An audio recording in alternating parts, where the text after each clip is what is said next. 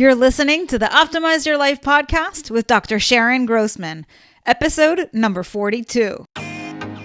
Welcome to the Optimize Your Life podcast with me, Dr. Sharon Grossman. As a psychologist, success coach, and emotional intelligence expert, I've spent the past 2 decades optimizing the mindsets of my clients. And now, you too get to optimize not only your mind, but your entire life. Join me. As a high achiever, you're someone who is focused on getting things done and doing them well. You want to be productive.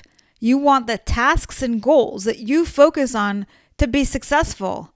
But along the way, mistakes and failures are inevitable. The big question is, what do you do with them?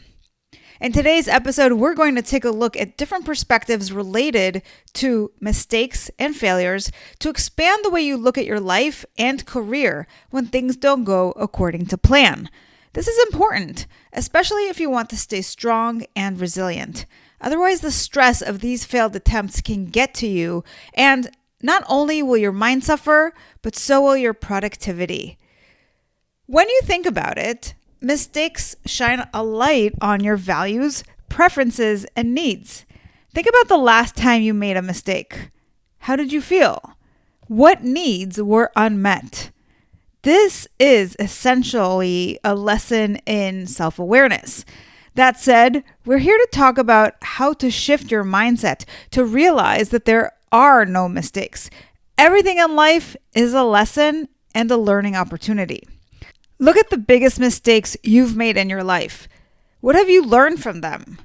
Did these events that happened feel catastrophic at the time, but in hindsight were blessings? If you remember what happened to Steve Jobs, he created Apple, but then got fired from his own company. I can only imagine how devastating that was for him. But here's what he said about that event after the dust settled. I didn't see it then, but it turned out that getting fired from Apple was the best thing that could have happened to me. So maybe after making a mistake or experiencing a failure, you got clear on what you want. And although we've all heard this before, as well as statements like live and learn, we are constantly doing everything in our power to avoid making mistakes. So why is that? Perhaps it's this culture of high achievement we are in, but more likely, it's our own mind. What do I mean by that? Well, when you make a mistake, what are you making it mean? The reason you're probably trying your hardest not to make mistakes, even though you've heard countless stories of people whose lives are better off because of their mistakes, is because you associate it with pain. Our human brain is programmed to avoid pain. We worry about what other people will think of us. We have a fear of lost opportunity and missing out. In essence, we think only about the downsides of failure, never the upsides. But how is that serving you? Think about it. When you reframe mistakes to be a stepping stone toward greatness, they actually can be lessons to look forward to. It's an exercise in self-acceptance and humility. Listen, we're all human, so why not embrace your humanness? Accept the fact that you're not perfect, that you have flaws, but you're still lovable. Don't equate your worth with productivity or success. Too often, we fall into the trap of believing that we'll be happy when we achieve our goals, but this is an illusion. The reason we have goals is because we need to have something to focus our mind on. It gives us a sense of purpose, but truly, we are on this planet for 2 reasons, as far as I'm concerned: to grow and to love. We have to learn in order to grow, and one of the best ways is from experience, what works and what doesn't. The idea is to apply what works for you personally based on your preferences, your values, and your personality. When you get good at embracing life with all of its ups and downs and embracing your humanity with all of your flaws, you can endure anything. You no longer have to live in fear. You don't have to stay stuck. You don't have to feel ashamed and hide. You can stand up tall and feel proud of your efforts.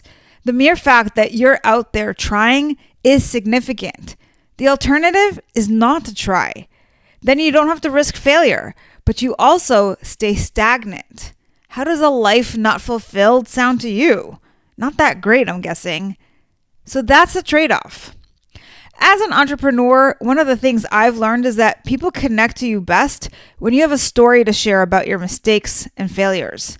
People want to see you as vulnerable. They like having someone to look up to, but you have to be relatable. And since they're struggling, they want to hear that you understand their struggles, that you're human too. So consider your mistakes and failures part of your story that you get to tell to create those connections to others. It's a beautiful thing.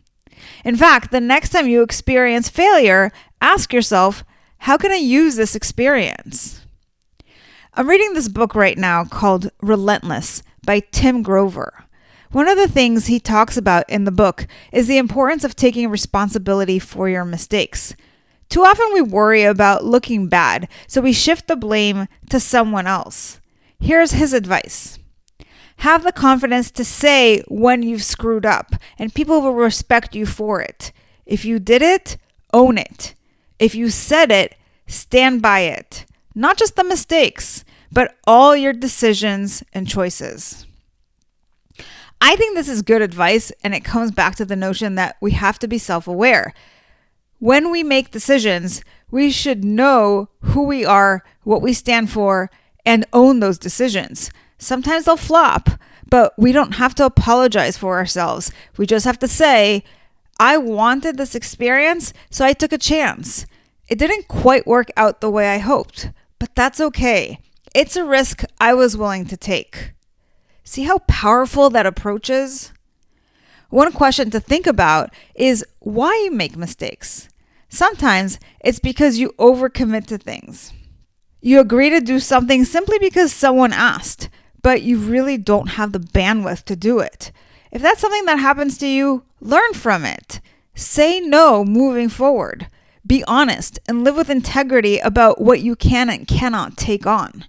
Remember, when you say yes to someone else, you're taking away your resources, like your time, energy, and focus from other areas. Make smart decisions. That's a lesson worth learning. One of the biggest mistakes people make is they don't live their life fully. In the book, The Top 5 Regrets of the Dying, a palliative nurse shared that some of her patients regretted not living their life as fully. While it's important for you to learn from your mistakes, it's also important to learn from the mistakes of others. How can you live more fully? How can you live without regrets? Michael Jordan, the best basketball player of all time, said, I've missed more than 9,000 shots in my career. I've lost almost 300 games. If he can have this many failures and still be number one, so can you. Give yourself permission to fail. And if you're looking for ways to increase your self-awareness so you can make better decisions moving forward, check out my course, Work and Live Smarter. And because you're one of my listeners, you can get it for half off. Go to bit.ly/50OFF-SMARTER and enter promo code OPTIMIZE. So whether you are aiming to do a better job at work, start a business, or raise a family, knowing yourself is crucial for making decisions, getting out of analysis paralysis, not wasting time waiting for the perfect moment to take your first step, and not feel stressed out about the decisions you make. I'll teach you how to identify your needs, personality, triggers, values, and limiting beliefs. And just to over-deliver, I've got some bonuses in there for you as well. Don't let the fear of failure hold you back. Optimize your life to live to the fullest. You'll be happy you did. I'll talk to you next week.